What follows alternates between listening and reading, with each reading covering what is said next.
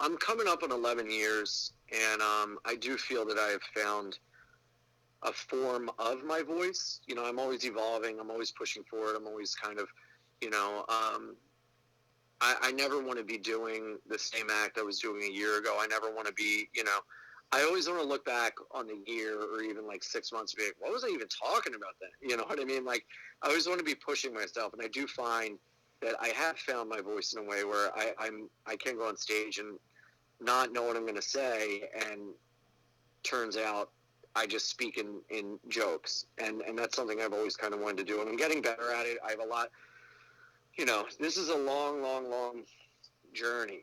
It's, Yeah. you know, so I'm in it for the long haul, and the fact that I'm continually evolving and moving forward is I'm grateful for that, and I have found part of my voice, and I'm really happy with that, and I get excited to see where else it's going to go. But I'm really content with where I'm at, and I was starting to find my voice before the pandemic, and it's funny, the pandemic kind of made me find it in a new way, you know, and I'm just so happy about that.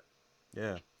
Um, Now I don't, hopefully I'm not dragging you too far into the whole theory side of things, but I do like nerd out about this kind of stuff, the processes Hmm. behind, great writers and performers. And, I was wondering if you could share any like realizations you had along the way, like a kind of lesson you learned that kind of made you rethink your act. Um, well, I mean, I kind of always have jokes in my pocket. Like I really challenge myself when I get suggestions from the crowd to either come up with something fresh on the spot or backdoor it into a joke I have. And that's me putting my act in different places, you know, and I kind of realize, you know, um,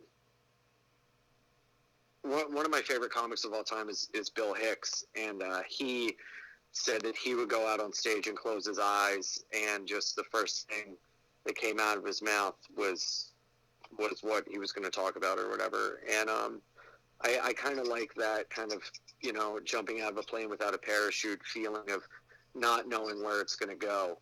And I kind of, that really started to happen during the pandemic because, you know, I wasn't going to go up in a park or on a Zoom or in an alley on a sidewalk in New York City and just do my old jokes, you know, like Yeah.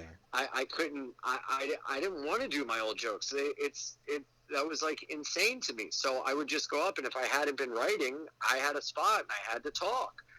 So I would just go up and talk, and it kind of got me.